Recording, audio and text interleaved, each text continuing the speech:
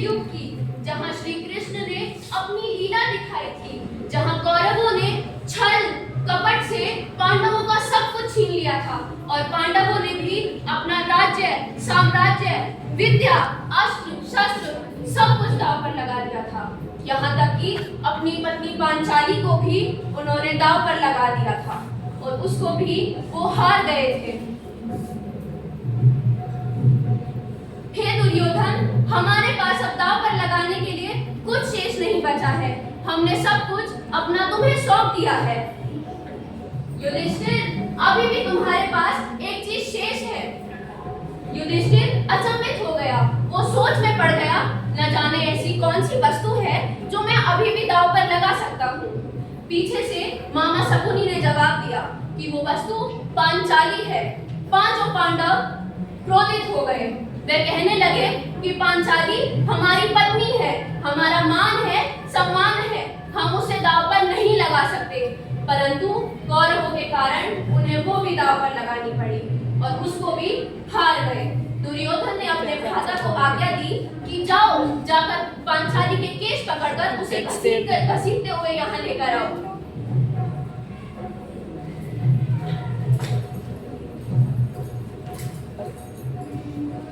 महाराज, आपकी आज्ञा के अनुसार इस दासी को मैं यहाँ लेकर आ गया। बहुत खूब दुशासन। पांचाली एक ऐसी याज्ञसेनी जिसके आगे कभी ना कोई टिक सका, एक स्वतंत्र महिला, फिर भी वो कौरवों की दासी बन गई।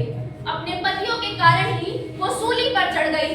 क्यों नारियों के साथ ऐसा बर्ताव होता है? क्यों नारियों के साथ हमेशा ये होता है? गलती करे पुरुष, गलती करे कोई और झुक जाए नारी, ऐसा नहीं हो सकता।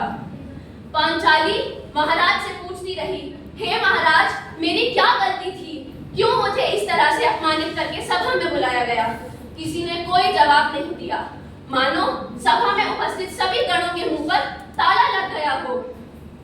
दुर्योधन क्रोधित हो गया और अपने भाई से बोला, हे दुशासन, कर दो इस स्त्री को वस्त्रहीन और बिठा दो मेरी जंगा पर।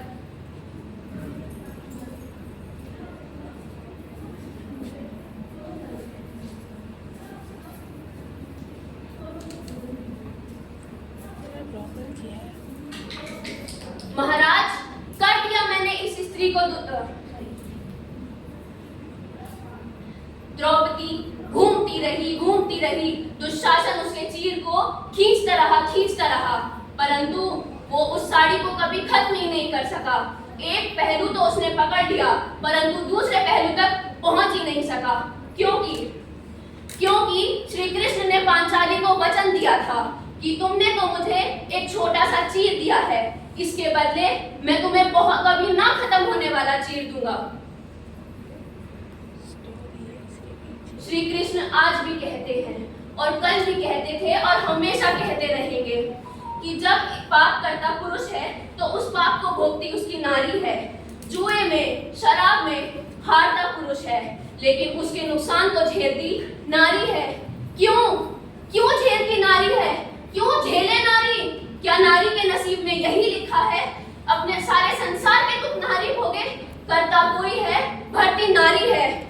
याद रखना, यदि इसी प्रकार तुमने नारी का अपमान किया, यदि इसी प्रकार नारी के सम्मान को पुरुष के दम तले रौंदा गया, तो ऐसे ही महाभारत की तरह ही संग्राम होंगे, महासंग्राम होंगे, यहाँ तक कि महाभारत भी छिड़ सकती है।